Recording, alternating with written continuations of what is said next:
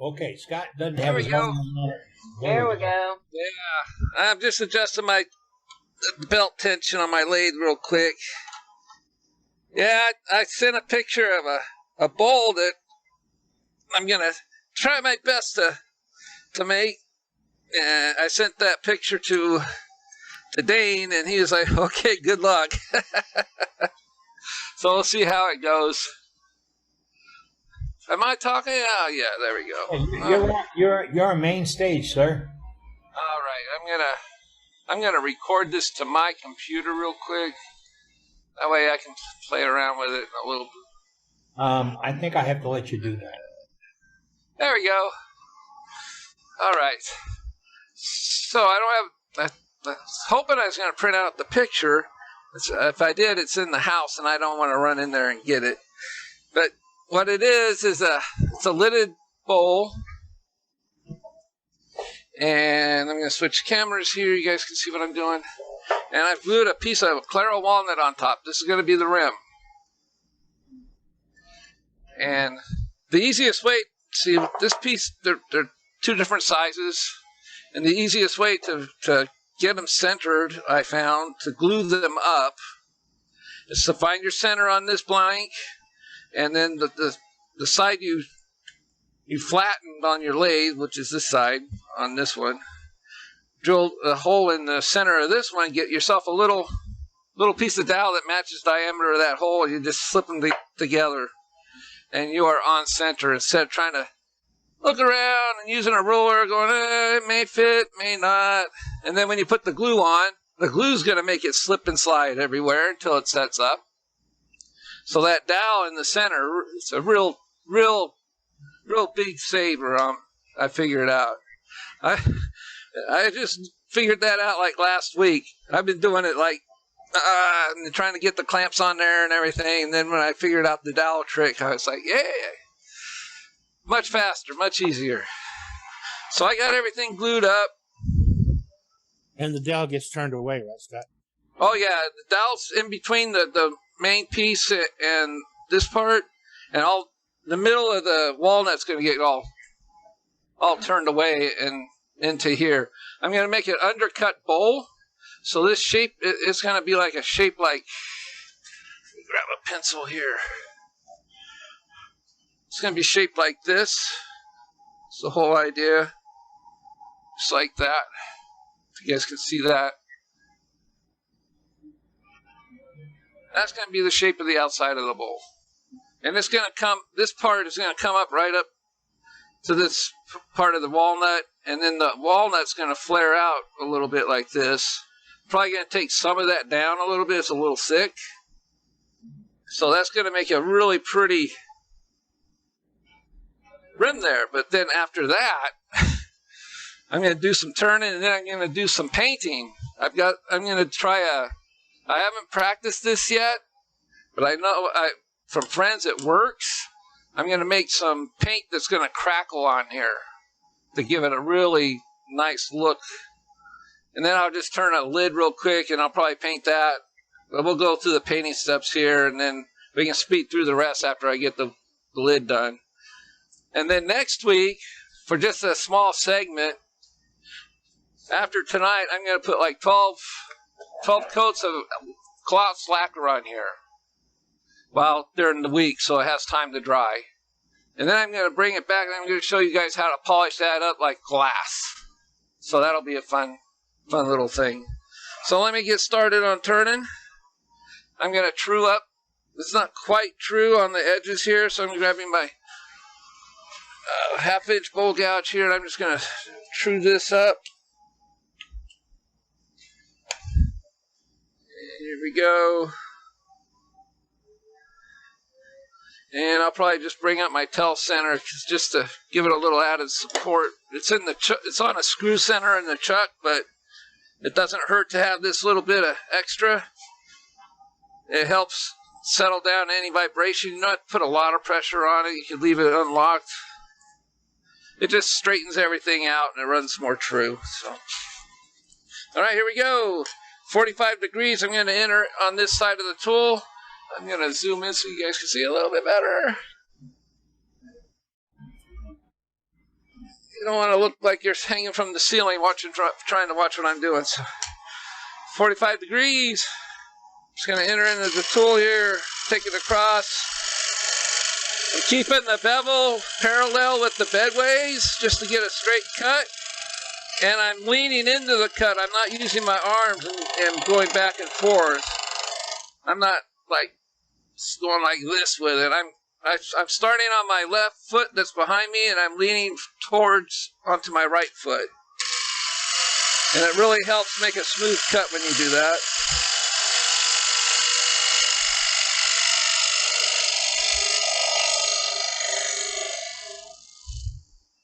Yeah, I think one more pass just to make sure it's trued up. Nope, lost the cut. Picked it back up.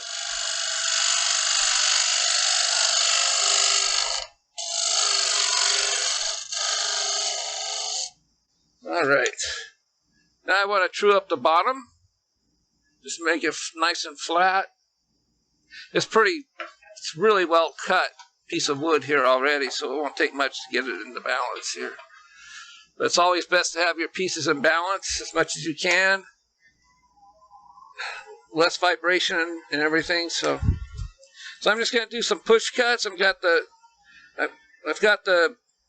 bevel almost parallel with the bedways, not quite. I'm just going to make a push cut towards the headstock. And I'm just going to work towards center.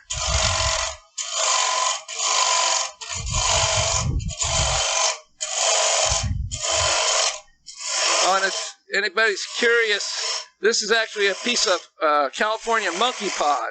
I'm not sure if it's native to here, but my wood source that lives like 40 miles from me, I'm not sure if it is just one single tree, an old growth tree that somebody planted years ago or what, but it's a piece of monkey pod.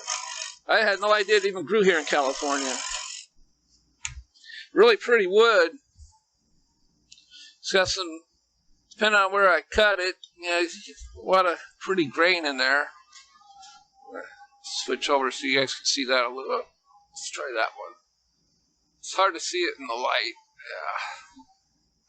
Yeah. There's really nice grain in here. Sometimes you can get some really dark hardwood with it. So I'm going to back up my tail center. I'm just going to take out that little nub in there.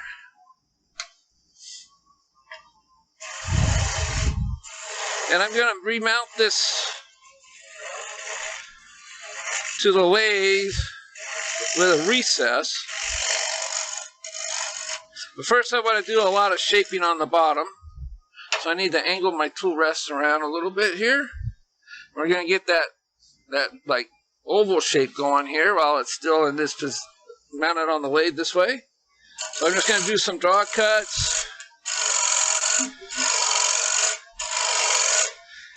And I'm going to make the recess last, just in case I need to take this down a little bit. If I was to make the recess first, and then started cutting this and found that I needed to adjust the depth of the piece of wood, I'd be cutting that recess away. So I always just wait and do that last.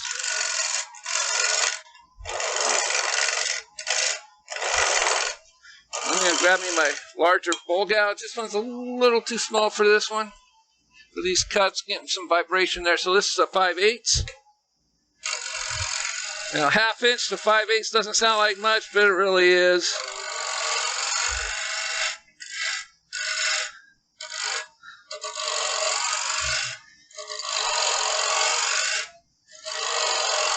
And if you have any questions, just yell them out, because I got my audio on in here, and everything's finally working right. So I need to angle my tool rest a little bit more here. And I'm going to go back up to the overhead so you guys can see that shape taking place.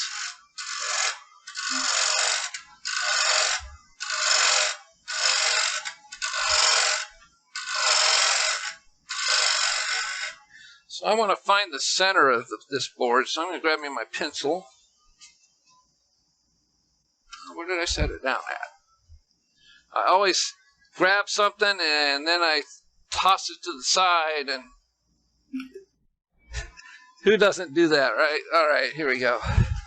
So I'm just going to eyeball the center here. I'm not going to try to measure it or anything, so That looks about where I need to be.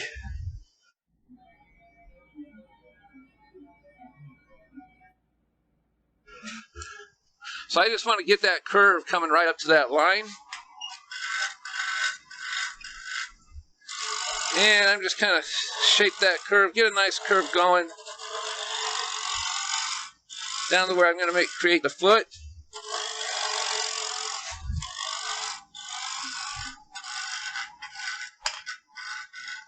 All right.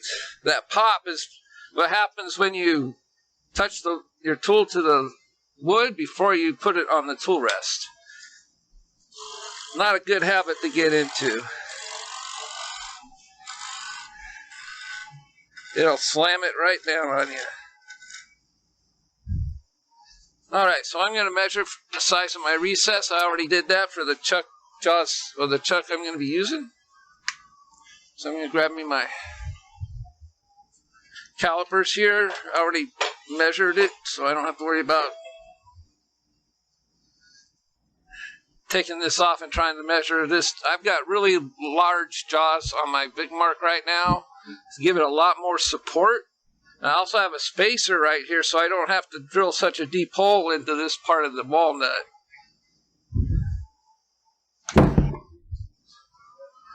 Alright, so I'm just gonna this side goes into the wood. I'm gonna change cameras so you guys, there we go. This side goes into the wood, this side does not, or you're going to end up having this foot back at you. And I always start closer to the middle and work my way out so I'm not leaving a bunch of lines out here that I got to turn away. Yeah, and I'm right where I need to be, right there. I'll grab me a pencil just so you guys can see that a little better. I'll mark that so it shows up on the camera. That's where I need my recess. So I'm going to grab me my parting tool, and I'm just going to start removing a bunch of that. Straight on in there. You don't need to go super deep. I like to go at least a quarter of an inch in with my recesses. That way I know that I'm getting a deep enough bite into my jaws. And I'll create a slight dovetail that goes inwards towards the center. Need to adjust my tool rest a little bit. That's a little too high for my parting tool here. There we go.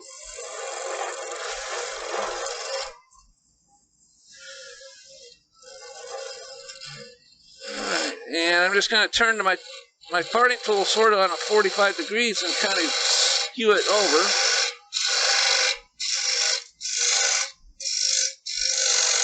There we go. And I'm just creating that slight dovetail in there. Some people use a skew chisel to do that. I really don't. I find I could usually get that in a... And I'm just going to spruce that up just a little bit here. It is kind of flat and boring.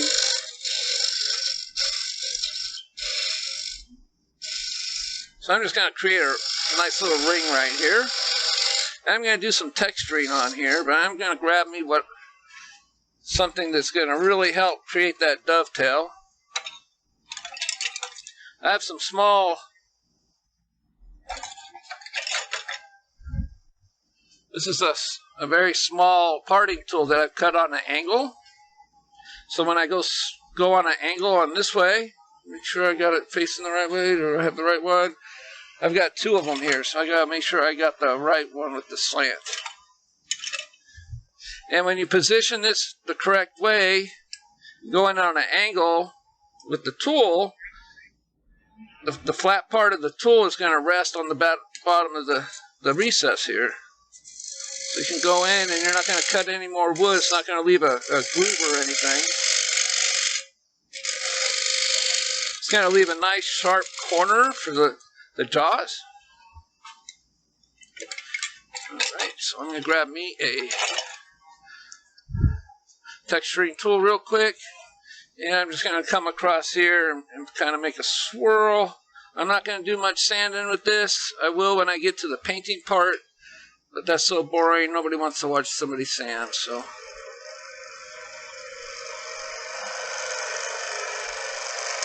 There we go. We got a swirl there. And I'm going to grab me my Ron Brown's Best knurling tool. I'm just going to set it right in here and create another pattern.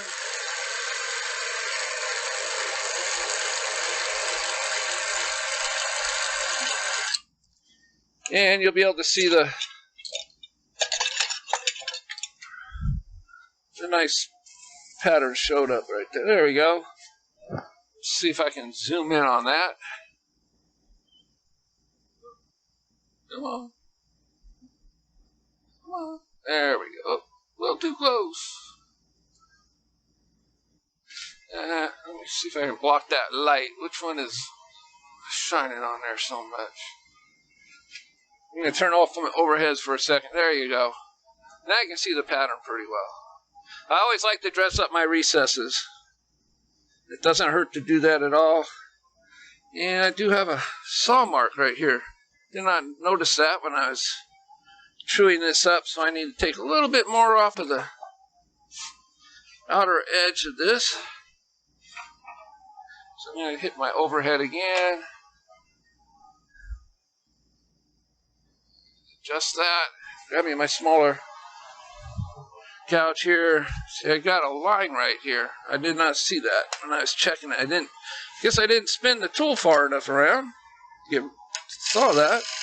Hey, Scott, you actually have two of those lines. So.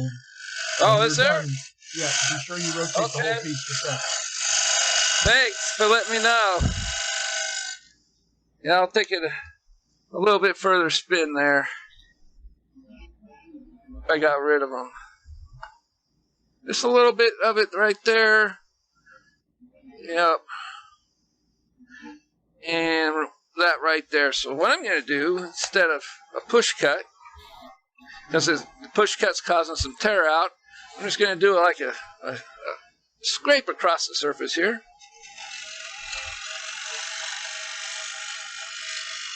Just a couple of light scrapes. I'm sure that'll get rid of those marks. And I'll probably get rid of some of that tear out too that I don't want to have to worry about. It really tore out the end grain there. So a lot of that tear out went away. A little bit still there. So I'm going to do a couple more passes just to get rid of that.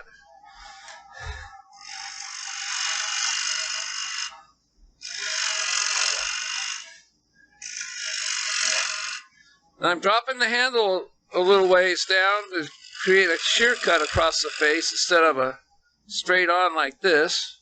I'm going to switch cameras so hopefully you guys can see what I'm doing there. You can see how the handles drop down like that when I come across. A little too much of an angle, so I need to present the tool a little bit closer.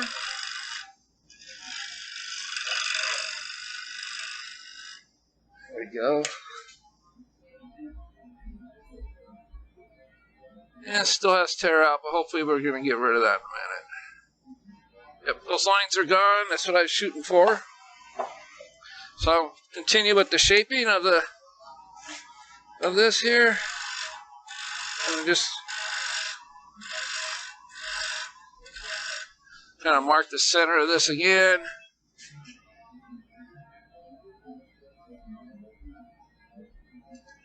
So that pencil went away, the pencil mark.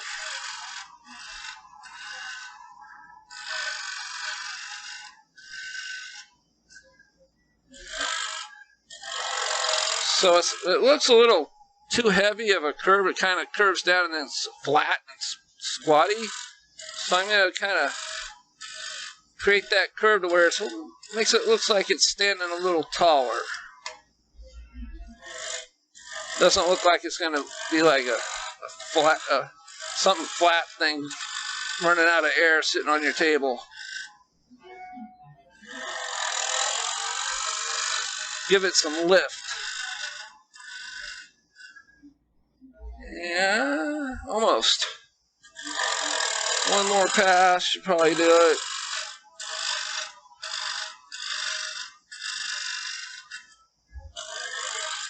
Now I want to do some finish cuts on this because I do need to sand it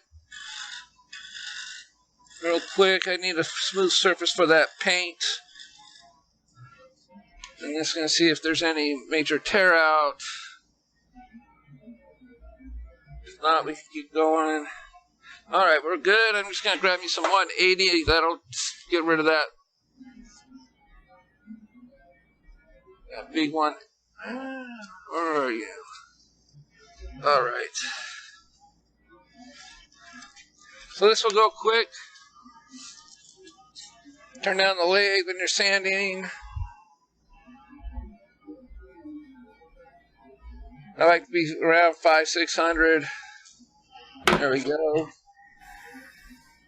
A little too slow. Come on.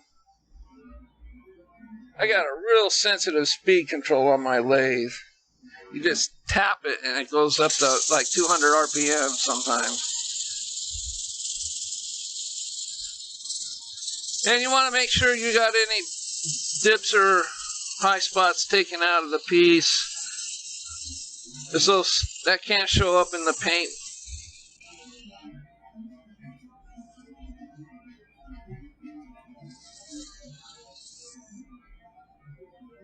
Yeah, I'm just going to touch that up in there, like give it a little.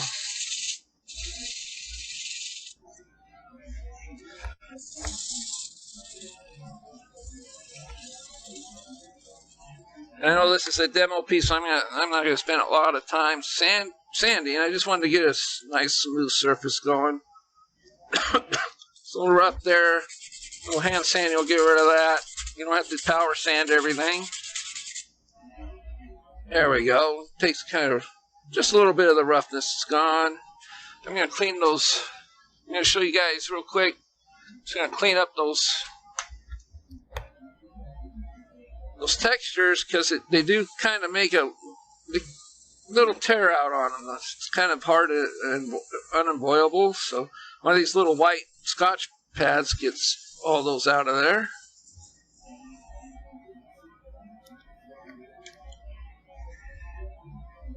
There we go. And before I turn it around, I'm going to grab me my point tool real quick, and I'm just going to put a line right there just to kind of show off that texture a little better. So I'm just going to slide this right in there.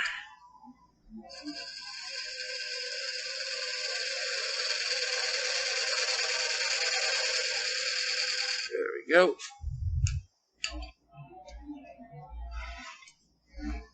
Speed back up, lathe. Let's go. Get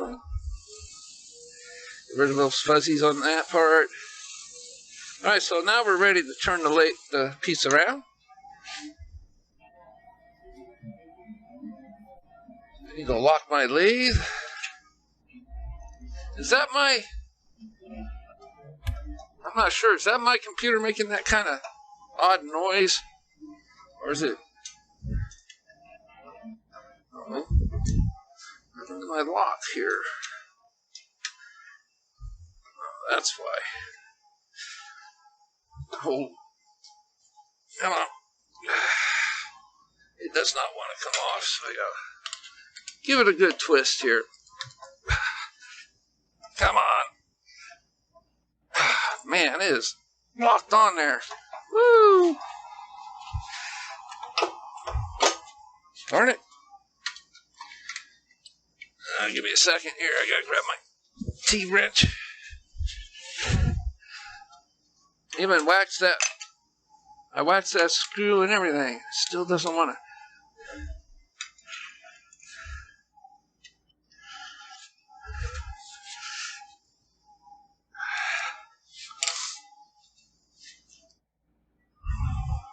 There we go.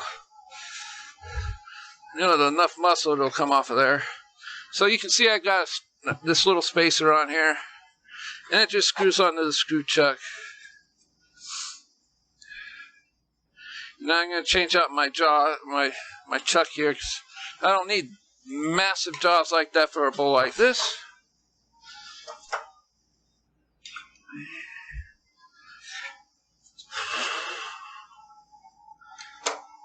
Give it a little pop. There we go. And I'm going to put my Talon chuck on here.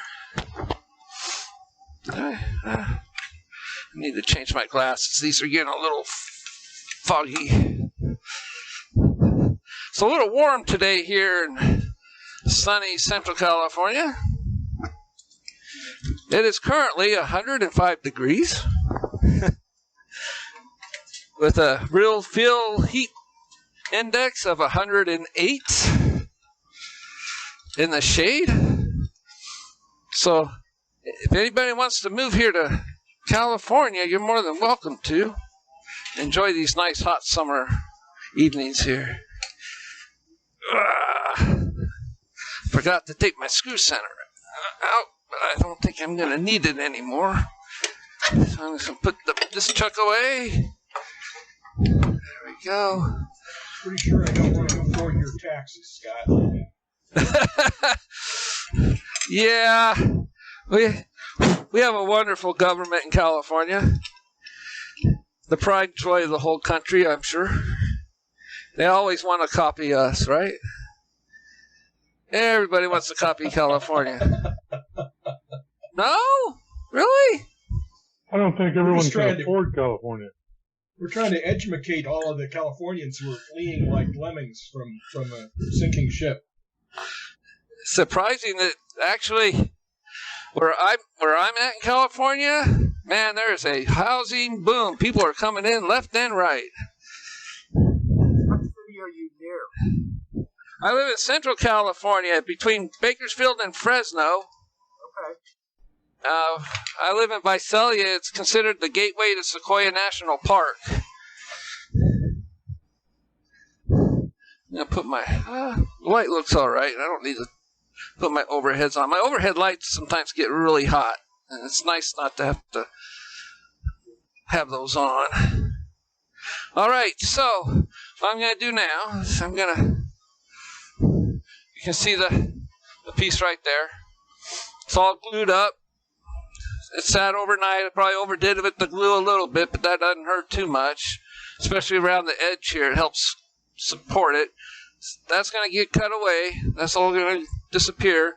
First thing I want to do is I'm just going to start shaping the outside. That way I have a general idea of the shape I need to make on the inside as far as undercutting the rim. So I got to get this tool rest at the right angle here. And I'm going to zoom this out just a little bit. We are a little bit close, I think. Oh, that's even closer. There we go. You just have a better understand what's going on. So the first thing I want to do is I'm just going to start shaping this area right here.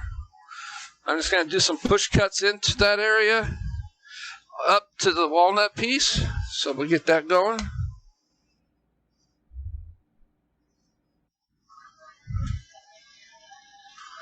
And whew, I'm at 1800 RPMs. I like to turn a little faster than normal people do. You know, there's nothing wrong with turning slow. When you're a student of Jimmy Clues, you learn to turn fast.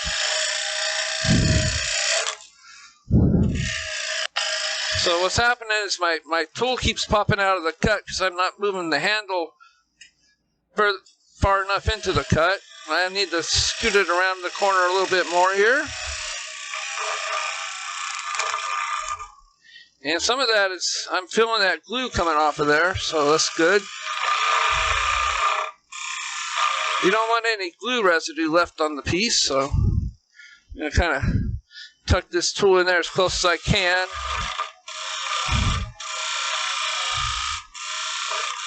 And then I'm going to bring it around this way, straight in, and I'm just going to do a push cut towards the lathe.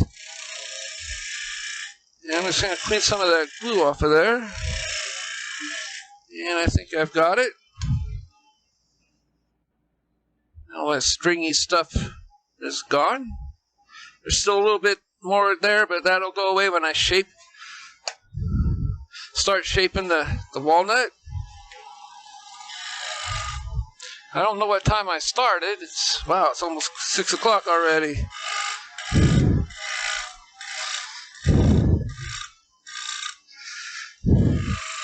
Started a little later, but I had those stupid technical problems. Don't rush it, Scott. All right, as long as you guys want to stick around, I'll do this. We're here with you. I'm sure I'll be done by 7. I have all night. Take your time. Got all Well, at night least till too. 4 a.m. You want me to go to 4 a.m., No, really? I can do 4 Until a.m. next Wednesday. See, 4 a.m. back there, it'll be like midnight here, so that's no big deal for me. That'd Back- work out good for Well, I'm overseas 4 a.m. in guys. California. I got till next Wednesday. Okay. Same here. We did a lot of the show and tell already, right? So I don't want to step on anybody's toes as far as... At I the need to moment, think. at the moment, we got one person on the list. Okay. All right, so I just smoothed that little ridge out right there. So now I want to bring my tool rest around, and I'm going to start. I need to take some of this walnut down because it is pretty thick. So I'm just going to do some more push cuts towards the headstock. A little thicker than I wanted, but you don't need a rim that's, just about as thick as the bowl itself. So I need to take some of this down.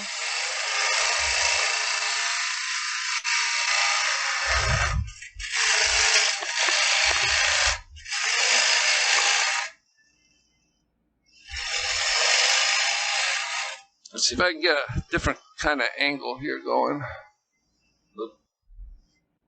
Let's see what I'm doing a little bit better. There we go. You guys can see what's going on up there in the upper corner. Side view.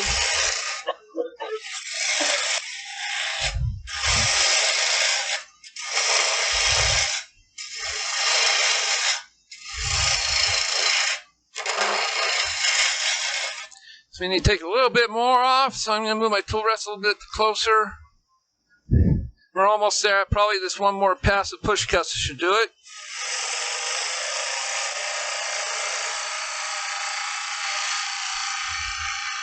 Now I'm doing all this by eye. Whatever looks good to me, that's what I'm working on. So I don't really do any measuring as far as this goes.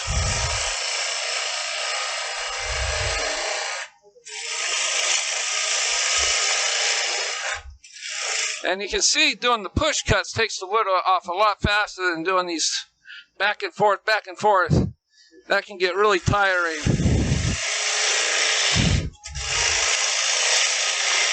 Once you get into a rhythm, you can remove that wood really fast.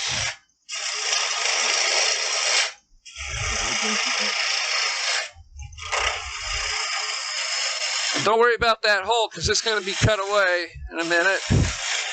So now I'm just smoothing it out. That way it makes it a little bit easier to create the bowl. Then you're just pushing the tool in to cut out the center. Flat surface is much easier to work on than having hills and valleys.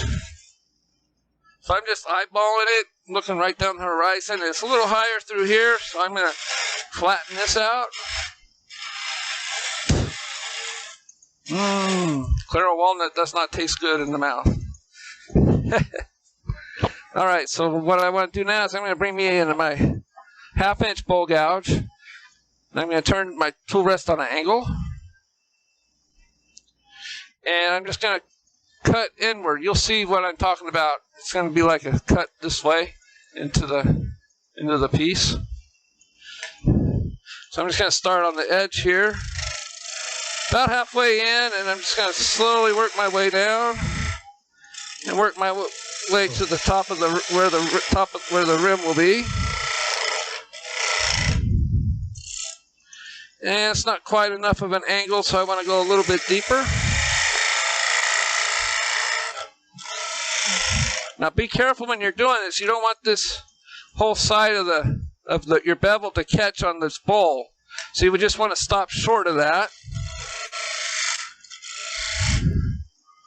And a little bit, I think a little bit deeper will look nice. Claro walnut's hot coming off the lathe, by the way. So I'm just doing some push tests to get rid of some of this walnut.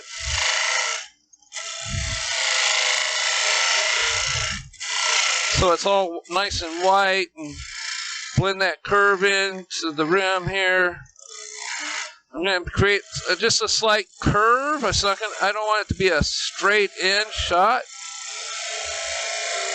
So I'm just going to kind of put this tool in my side, and I'm just going to swing it around.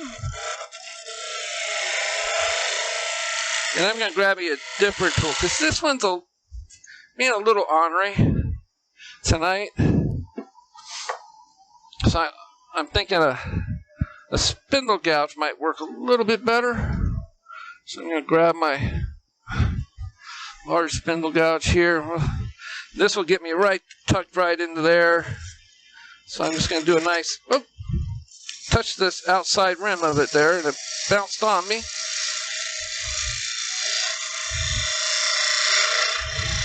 And once I get to the bottom of the walnut there, I just turn the tool almost 90 degrees, or 9 o'clock, the way I'm looking at it. And I still got,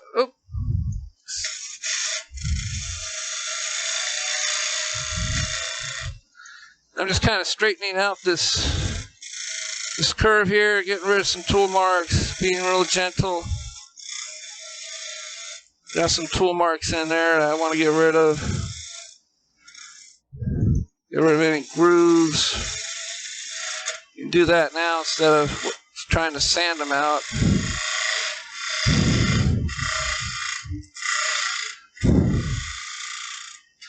And then I'm just going to do a nice draw cut out to clean up some of those tool marks.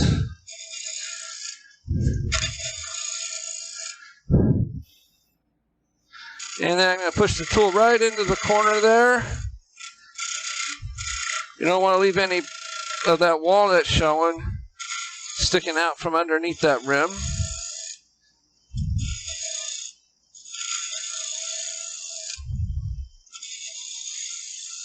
And then I'm just going to kind of ease over that edge so it's not so sharp in case I touch it. All right, so we got that rim pretty much done. I'm going to take a look at this. All right, so I need to clean this up a little bit. I got a line right here. So I need just to do a little bit of adjustment on the bowl portion so I can sand it nice and clean. We do have some tear out there. So what I'm going to do it a little bit of faster way of doing this. I'm going to grab me my semi-power sander.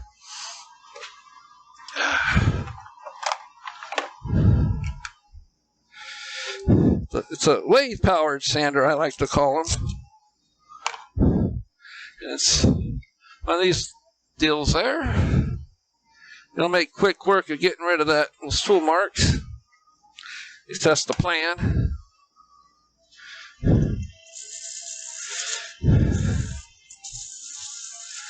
Try to get it at the right angle so it'll start spinning on me here. There it goes. I need to turn it down just a little bit. I'm running a little too high for this sander. All right, there we go. That way the sandpaper will take a deeper bite.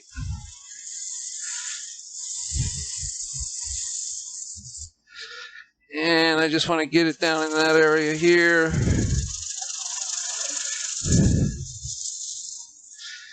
I'm just doing a general sanding. I'm going to grab my 180 here in a minute and finish it off.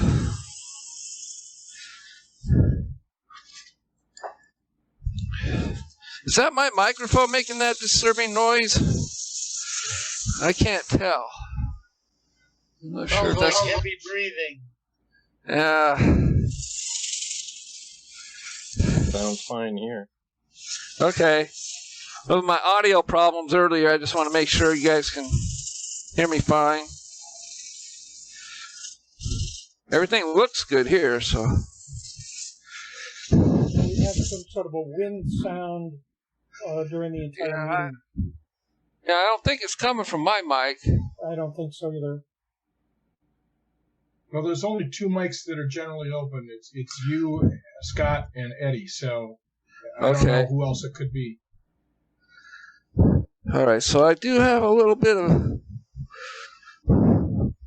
some glue showing up right there. So I'm going to touch that with my sharper spindle gouge that I can get up in there real quick.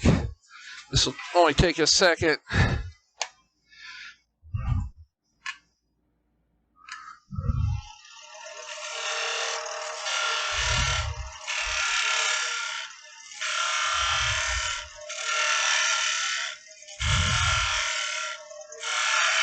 When you glue this stuff, you know, the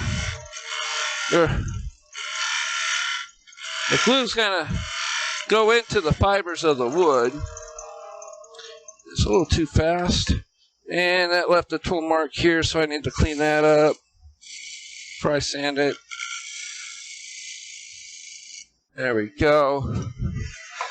Grab that sandpaper again.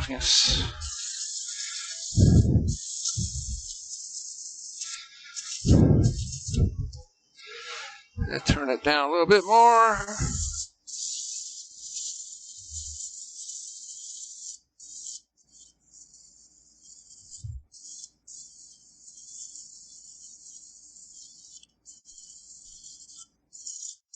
So I'm going to wait, and I'm going to paint it after I hollow it out.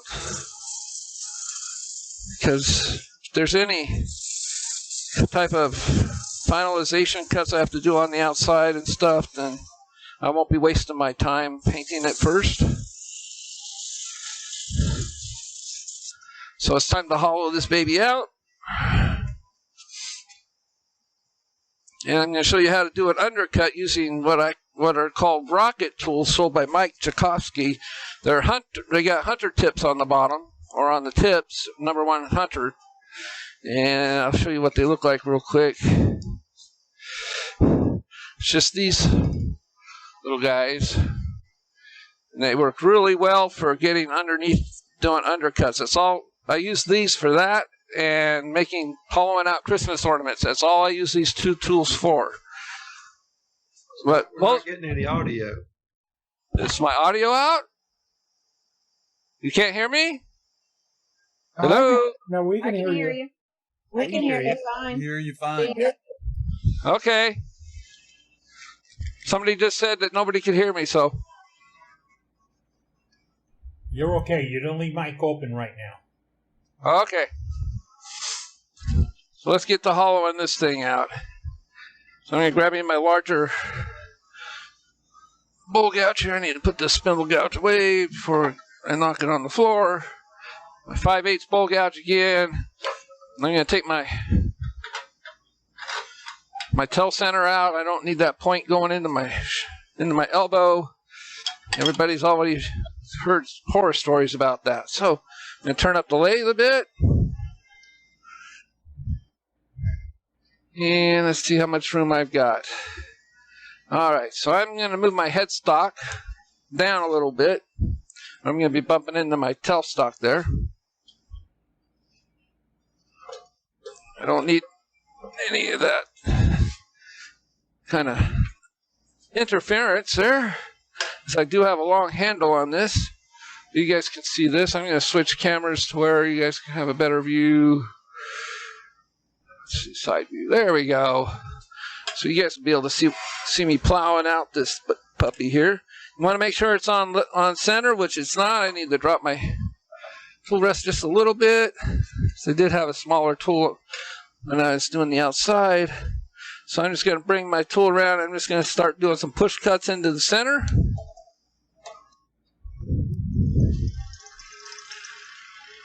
Okay. What that noise was.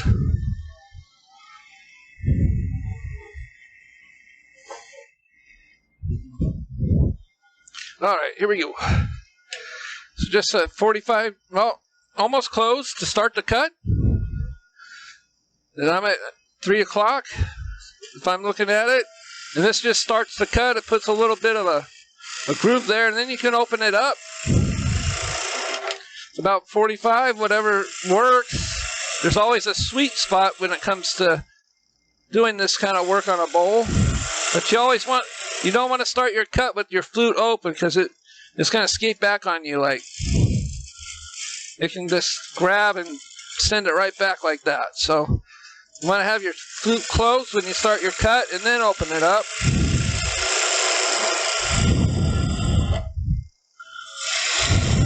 I'm going to go a little bit deeper right here.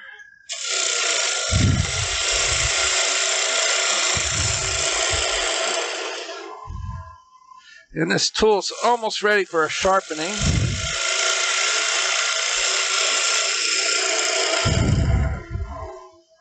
Because I can already tell it's getting dull here.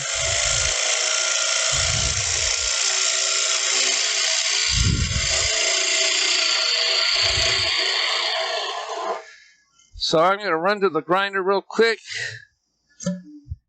And I will get this thing sharpened up. It'll make it a lot faster work of it if it's sharpened. You don't really want to work with dull tools. Not a good idea. Yeah, pardon me, I did a share screen with Scott while he's sharpening up the tool. Remind you folks of some things that are happening and going on and planned. We will continue our gallery after this demonstration tonight. Stick around. If you got tips and tricks to share with us, stick around. We look for that also. SWAT is this weekend coming. I'm sorry, 7 days away. And I'm looking for members, our members, to distribute business cards on SWAT to recruit new members. I have a Billy Burt. I've got a good address for Hatch. I have a good address for Kent. I need your address. And Bob Grinstead. I need your address. Those folks, some of the members passing out cards at SWAT next week.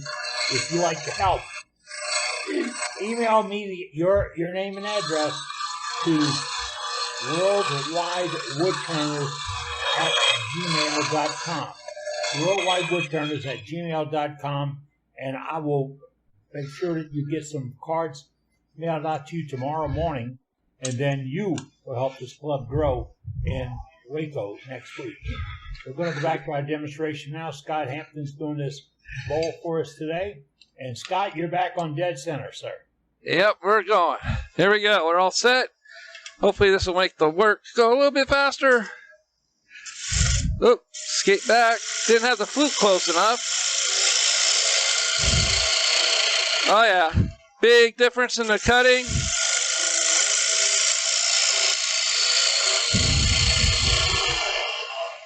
So I've broken through the walnut now, as you can see.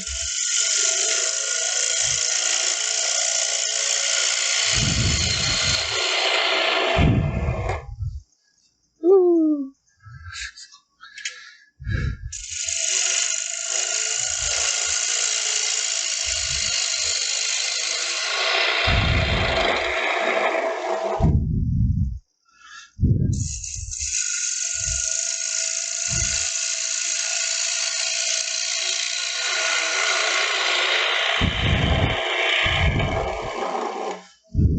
So I'm just going to go bring my tool inward and go a little bit deeper here. So I want to see how far I am. I don't want to go to the bottom, of course. So I got about a little more than an inch to go. So I got plenty of room. I got to remember there's a recess in there.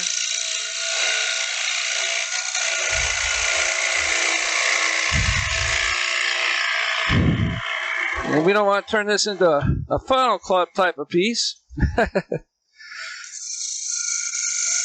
So I'm just going to start working on thinning out the rim.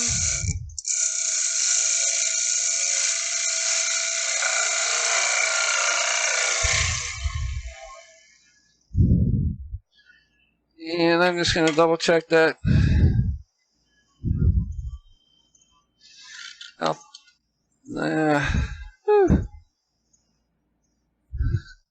Really, I got that much? Oh, should not be doing it that way. Where's my pencil? All right. All right, so I got halfway to go to the bottom still, so I got a little place to go to play. I want to get to the final depth, and then I can do the finishing cuts.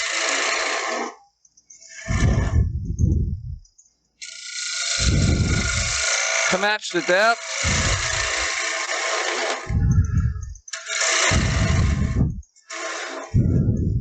All right, so let's see how deep I've gotten now.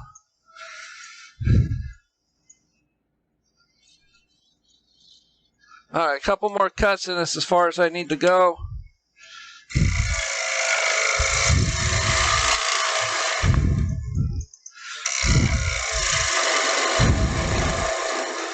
All right, that's deep enough. So now I'm just going to come back out this way. Got to swing the tool way out.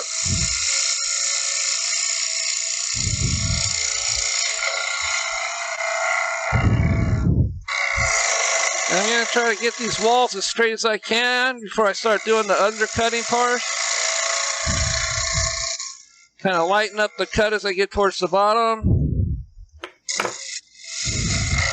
So I'm as thin as I want with the walnut, so I'm just going to start cutting on the inside of where the monkey pot is. I don't want to remove any more of the walnut or I'll go too thin for the rim.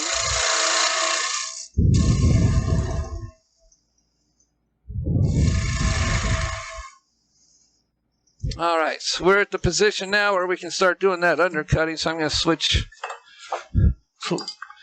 tools here. I'm going to grab me that hunter type tool here. And, okay, so I like to come in at almost a 45-degree angle with these. You don't want to go straight on, let the tool straight up, or it's going to be really, really grabby. So you want to have just a slight twist to it. And I'm going to bring up my camera just a little bit so you guys can see a little bit better. That should probably help. There we go. See if that did anything. Yeah, there we go. That's better. So I'm just going to bring it in. Just light cuts.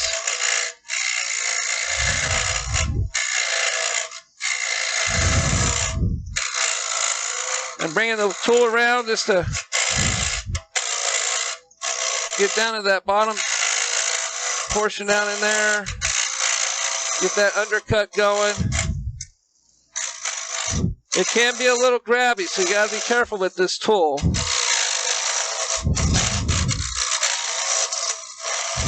Any type of undercutting can be a little grabby, so.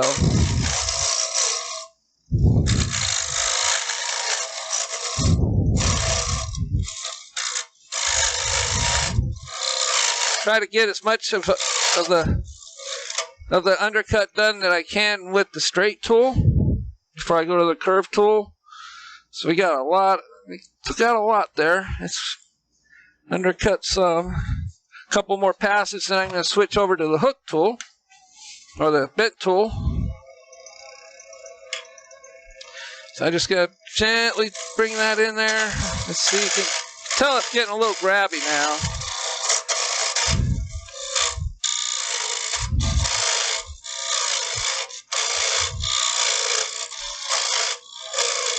There we go. And hopefully we can get to the painting here in a few minutes. Once we get Michelle asked if we could see a better picture of the tool, both of those carbide tools. They were a little off screen when you showed them earlier. Oh, okay. Well, this is the bit tool. And you can see the little carbide tip on there. It's a cup carbide. It's not like your flat carbides like the Easy Wood tools. These are completely different.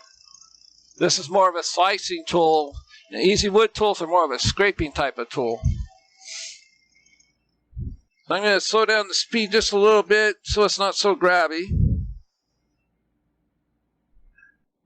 And when you're using a bent tool, you got to have your tool rest back far enough to where you don't want it to be sitting on the curve to where it's going to twist on you.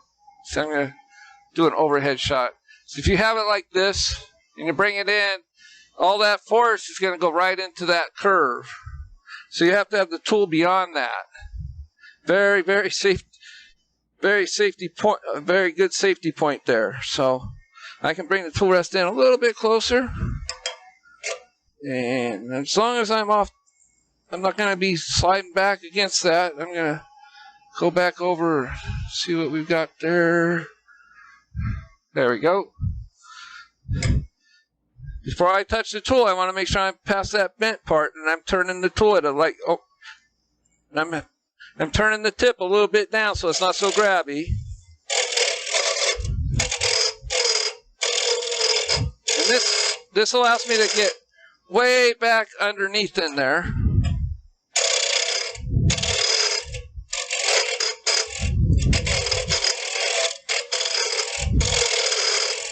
So I'm going to stop and have a look. I don't want to make sure I'm not going too thin. The wood's sounding a little thin. And it could be. Yep, I'm right. I'm tucked right underneath here. I really don't want to take too much more wood off. I can see how much I've got looking down this way. Just got a little bit, not much. I mean, if you really wanted to, you could stop now and just do some cleanup cuts. You are going to get some vibrations with these tools. That's how they work. And I'm not going to go any deeper with that because that's far enough. These tools, they're small, but they take wood off really quick. So now I'm just going to do some more cleanup cuts. I'm going to bring in my gouge again. So we're done with the carbides. And I'm going to bring me my 1/2 inch spindle gouge or bowl gouge in because it should make this cutting a little more gentle, not so grabby. We're not looking for big cuts anymore. We're just kind of a little too fast there. Got some vibration. Nice. I got the tool closed to start the cut, and I open it up to bring it across. And these are just kind of doing some finishing cuts and shaping the bottom, making it a little more round so it's not quite flat.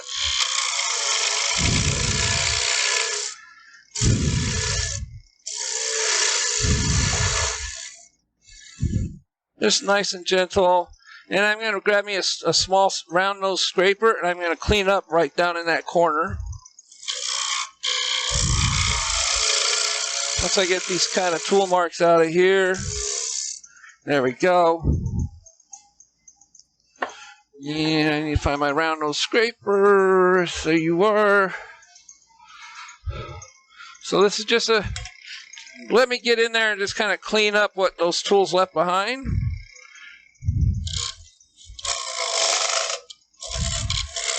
I'm off the tool rest a little bit so it can be a little bit grabby. But I'm not using it all the way across on this piece here. All right, there we go. Now I'm going to grab one more scraper. This is just your regular bowl gouge scraper. It's got the French curve, they call it, on it. And this will clean up the rest of the bowl. Nope, I need to raise my tool rest because I am too low. I have to have the handle raised and the tip of this on center. There we go. This works better.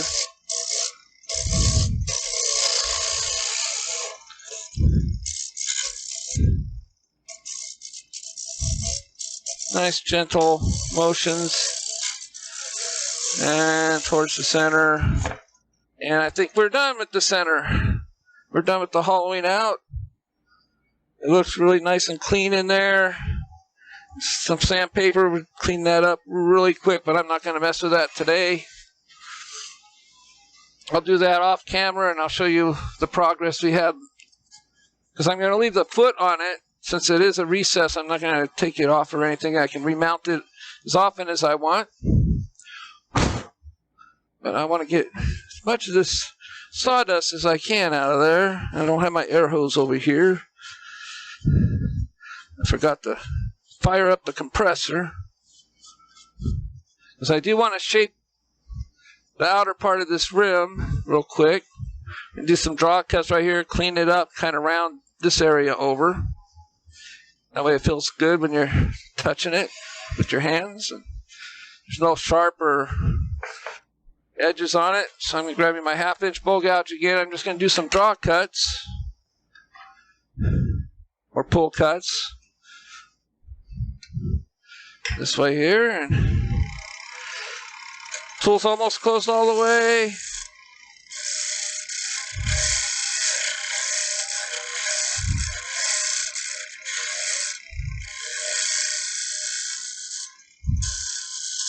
Soften that area when it's coming out of there. I still got a tool mark right here that I can see.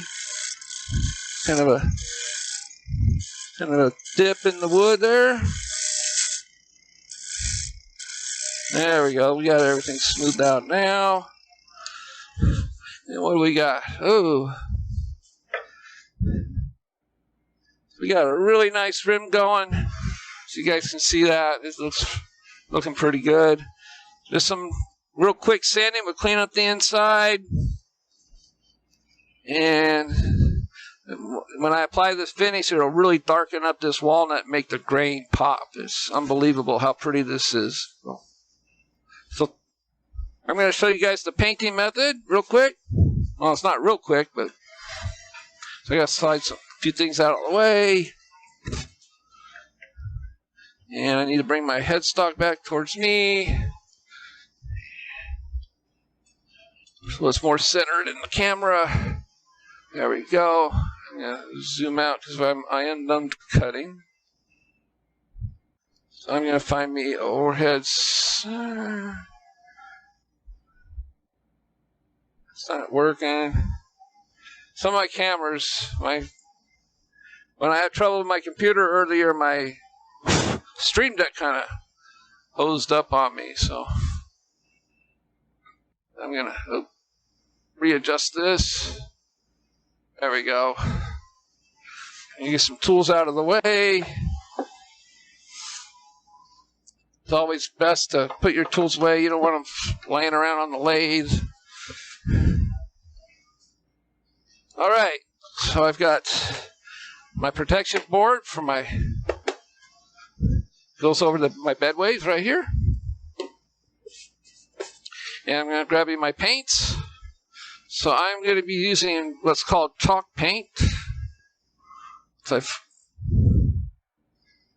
and let's see. And the secret to the Crackle is this stuff. It's not Elmer's white glue. It's Elmer's glue all. There's a different kind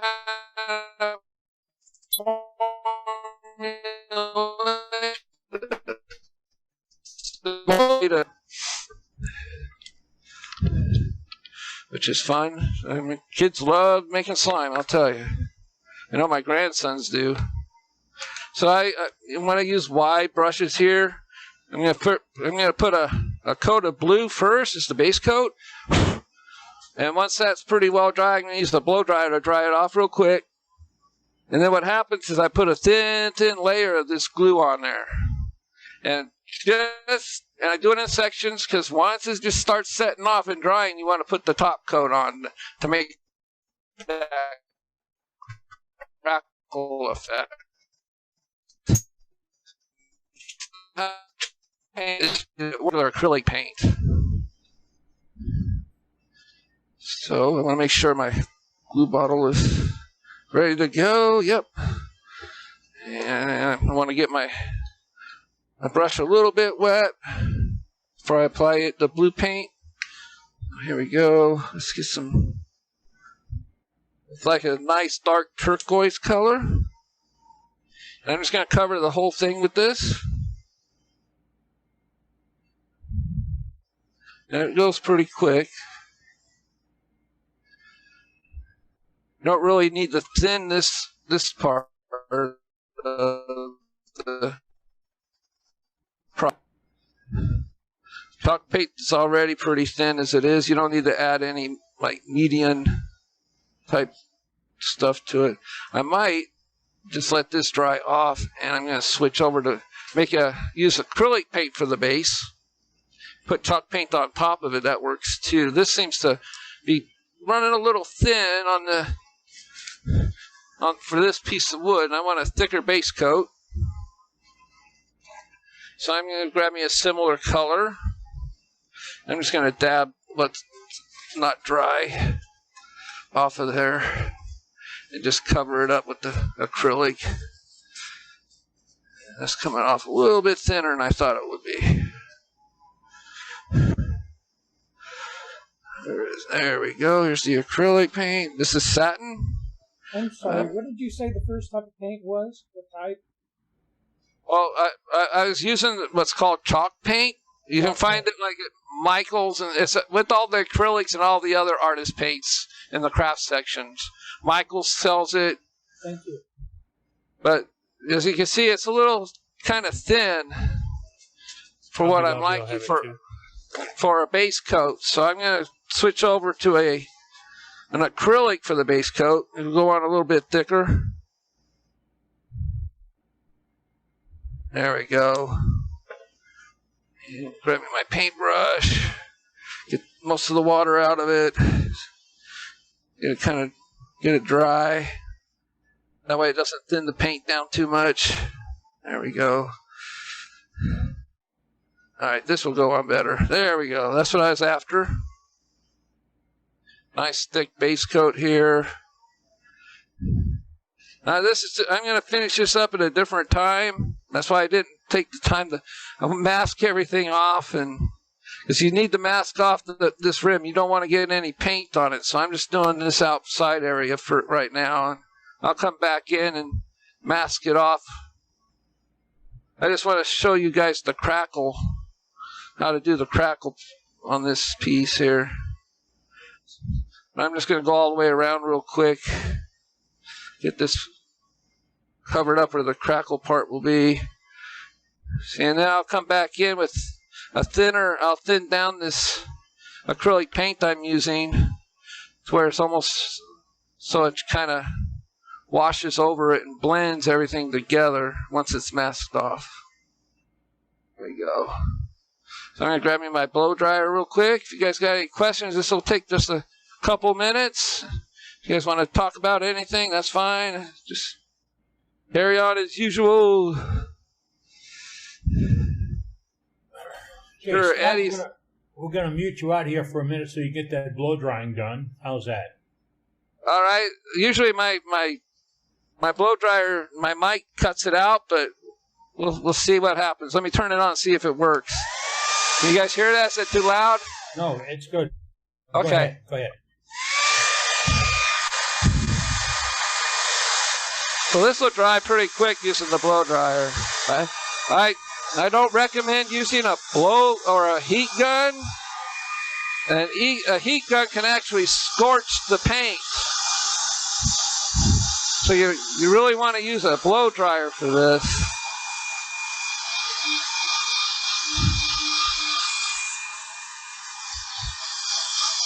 My heat gun has a low setting. It works all right. It dries pretty quick with the blow dryer. See, it's not even coming off on my finger anymore. Just give it a couple more rounds of it here. Then I'm going to grab me my white Scotch pad over there, a clean one, and turn on the lathe, and it'll help smooth out the brush strokes of the paint. You just want to be real gentle with it. And it should be dry. Yep, good and dry. So I'm going to grab me one of these and just go over it real quick. And don't push hard. You don't need to, or you'll start taking the paint off. See, it's already dry. There's not hardly any paint coming off of here. But this helps smooth everything out. Takes kind of the brush stroke textures out of the acrylic paint that can be left behind. So that's the residue from that texture or brush strokes that were high spots on the paint. And we'll have a look-see, see how well that did. So that got rid of a lot of the brush strokes. There's still a few there. That's not really, really bad. So the next thing I want to do is take some of this glue. And I need to squeeze some out into my palette here. Make sure there's no dust down there in the... come on now. Speed up coming out. Want to just, depending on how thick of a coat you put on this, the thicker the coat, as it dries and you put the paint on, the bigger the cracks or further away they are. If you want small cracks, which is I'm after, you want to use a thin coat of the glue. Not very thick at all on the wood. And then I'm ready, I'm going to get the white chalk paint ready. Because the chalk paint works better over the top of the glue than acrylic does when it comes to making the crackle. Alright, so I got me a clean brush here. And I'm just going to dab some on there, and I'm just going to quickly go over it. Nice, kind of spread it really fast. Thinner the better.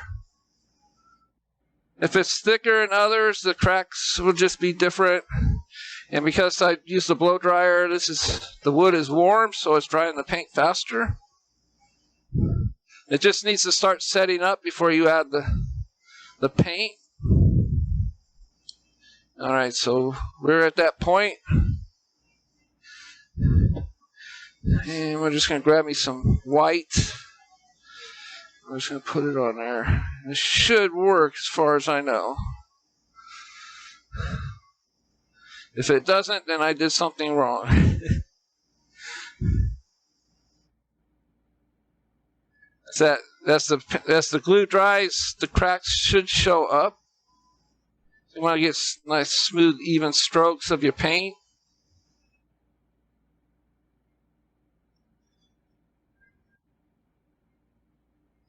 And I'm going to put the blow dryer on it just to speed things up, hopefully, and get that glue to dry faster.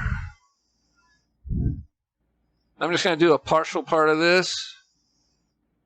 This is a nice, it doesn't have to be a thick coat, just a nice even coat. Try to even it out a little bit. Alright.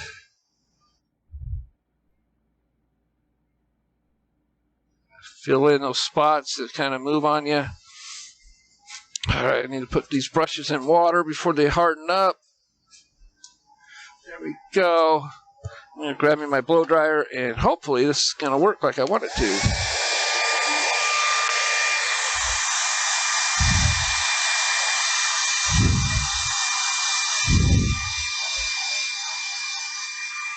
Come on, crack. Crack, crack, crack, crack, crack, crack, crack. Sometimes it'll actually work overnight, depending on how fast the glue settles in.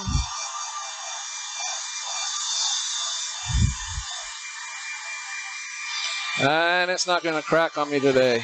Scott, I may be wrong, but it looked like you put white chalk paint down first, not glue. No, there's the glue. And then you put white chalk paint over that. Oh, it was glue? Yeah. I thought the same thing. Scott, you forgot the glue. Yes. You did No, it in the same spot both Yeah, times. you did. Did I really? Yeah, you Yeah. missed the glue. Yeah. You went to the white twice. Okay, well, let me grab a brush. We'll just try this one more time. Sorry. I thought it was the I started to say something earlier, but I didn't. I thought it was the know what you were glue. doing. I was going to say the mess same up. thing, but then I thought, no, maybe I'm wrong. Yeah, I wasn't sure either. Maybe. You guys are seeing it better than I am, I think. You guys are catching the details that I'm missing here. So that's the glue. This is the paint. I can tell by the consistency of it. Plus, I didn't put as much paint out or glue out as I did the... Yeah, it's a little bit different. So I'm just going to put this on top of the white paint and then put more white paint on the top and see if it cracks. Now,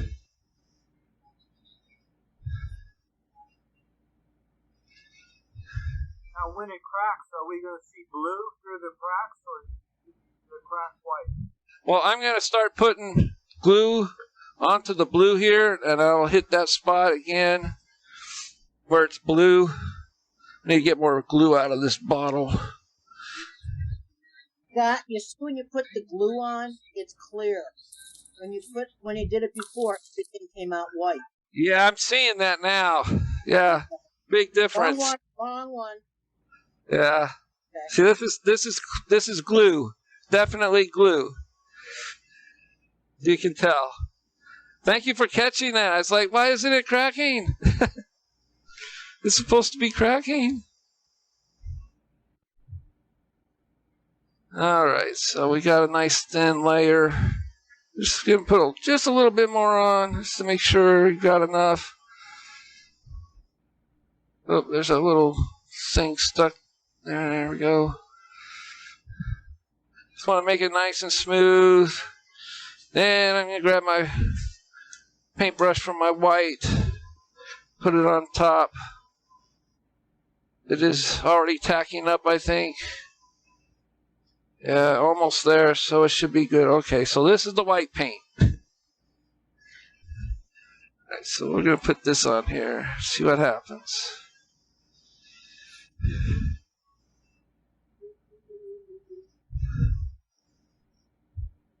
Because this is kind of messed up as far as my order of things, I'll probably just go ahead and turn all this paint off and start over again.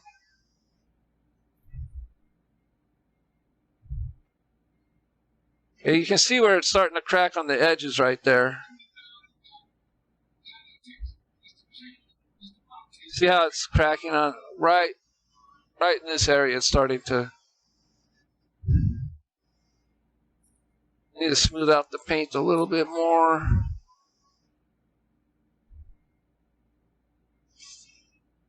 And I'm going to hit it with the blow dryer. See what happens.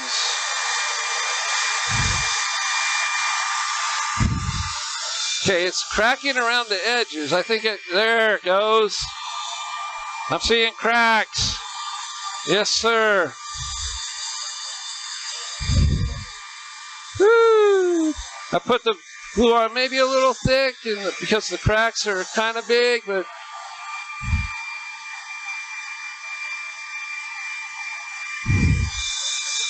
you guys are going to see them in a second here.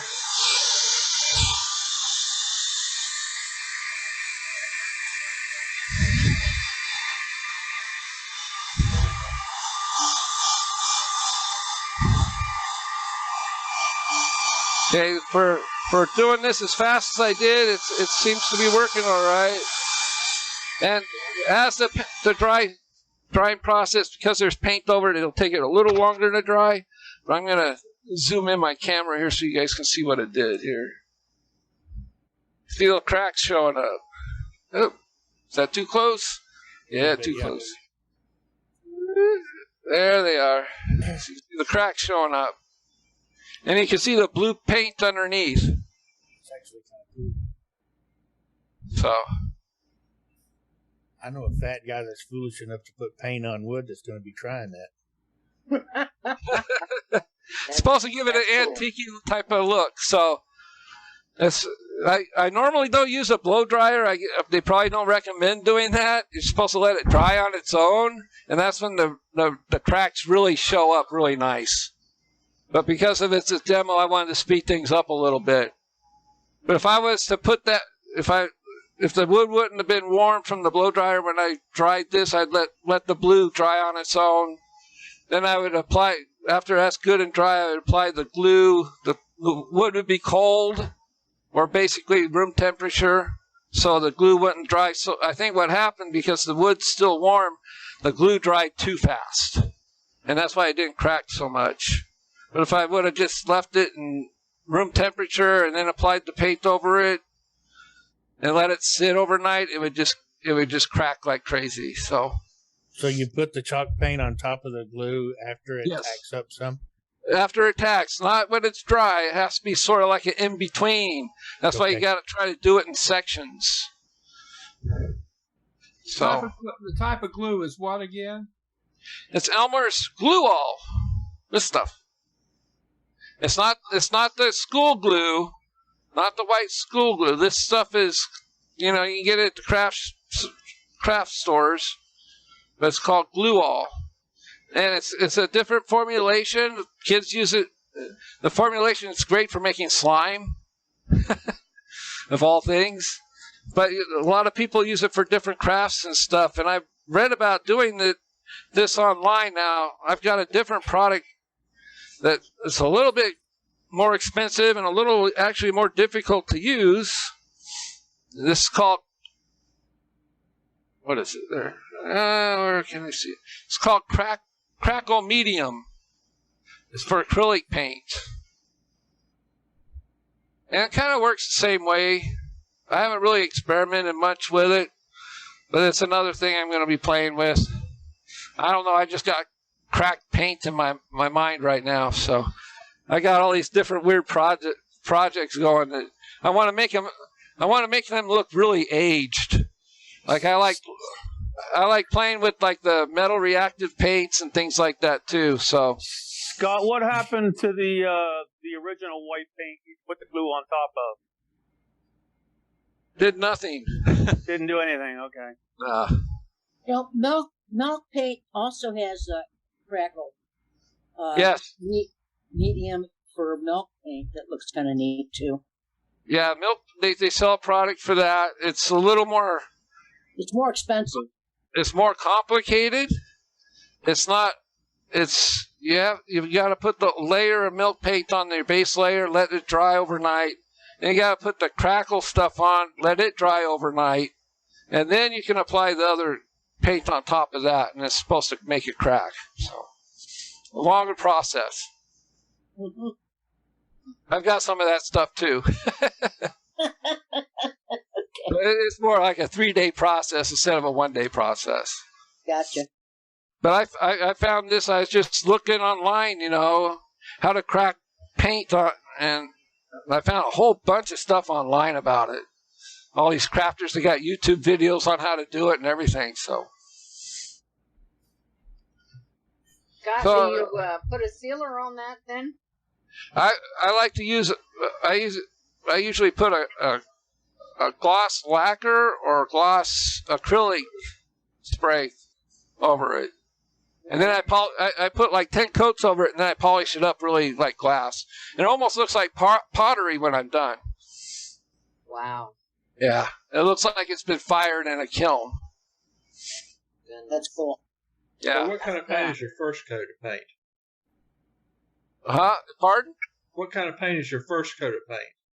On this one, I started out with chalk paint, but it's too thin for the type of wood. It's kind of absorbing into the grain too much, so it's just acrylic paint, any kind that you get at your craft stores. This is called folk art, but there's all kinds of different brands. They're like $1, $1.50 a bottle. They got tons of colors. If you go into like Hobby Lobby or Michael's, they got a whole row, a whole section that's dedicated just to this kind of paint. All kinds of colors, all kinds of thicknesses.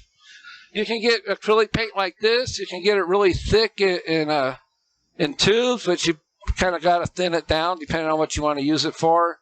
And then they got like halfway really thick, like in the tubes, and halfway this. It's almost, you can rub it in your fingers and apply it, and it's kind of strange. You can actually sculpt with it a little bit. Any other questions for Scott tonight? I'm sorry? I was asking any other questions for Scott tonight, folks. Yeah, we're getting... The first coat is acrylic paint. Second coat is the glue. The third coat is acrylic paint again. Well, you could use acrylic paint, but you're not going to get the crackiness if you use the chalk paint. The chalk paint is sold where the acrylic paint is also in the store. You don't have to go find it somewhere else. It's all together in these long rows. If you've ever been to Hobby Lobby or Michael's, you know what I'm talking about. So. Hey, thank you. Yep. It's a good demo. Yeah, very nice. You guys appreciate it. Thank you very much. It was great. Next week. Yeah, thanks, Scott. Next week, Scott. if you would, thank you. And next week, if you want, I can make the lid real quick. I would like that next week. Yeah, I'll make the lid and I'll show you guys, how I go about putting a finish on it. So.